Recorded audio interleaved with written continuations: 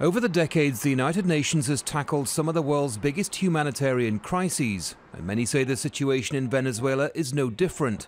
Millions have fled into neighboring countries as Venezuela's economy continues to crumble. Colombia alone has taken in over 1 million refugees, placing a strain on its economy.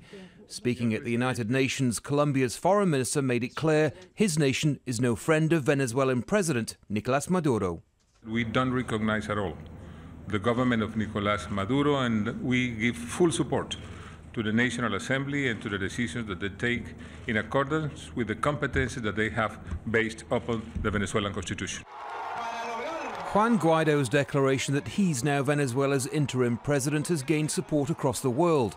But for the United Nations, this remains a sovereign matter, and so far it's not taking sides. At this critical time, what the Secretary General emphasized, and he emphasized it again in Davos, is that he urged all actors to lower tensions and pursue every effort to prevent violence and avoid any escalation. That remains our priority.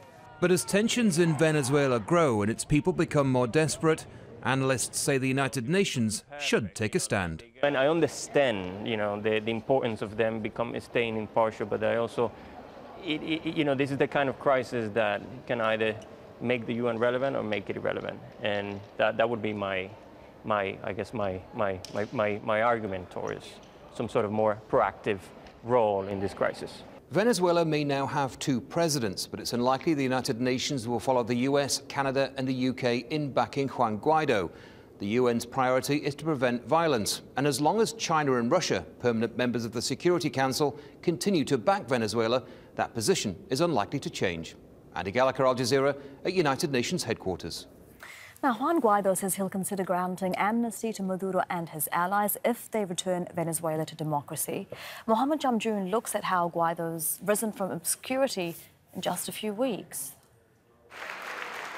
As soon as he was sworn in to lead Venezuela's opposition-controlled Congress earlier this month, Juan Guaido made his intentions clear, promising to take up the battle against President Nicolás Maduro, who is increasingly viewed, both inside and outside the country, as a dictator. We propose to reaffirm the illegitimacy of Nicolás Maduro for not holding elections on May 20th. Starting January 10th, he would be usurping the presidency from the Republic. As a result, this National Assembly, as the only legitimate power elected by the Venezuelan people, should assume the representation of the people. Few Venezuelans had even heard of Guaido, an industrial engineer and former student leader, before he was named president of the largely powerless National Assembly. As a member of Congress, Guaido served as the head of a commission that investigates government corruption and earned a reputation as a consensus builder.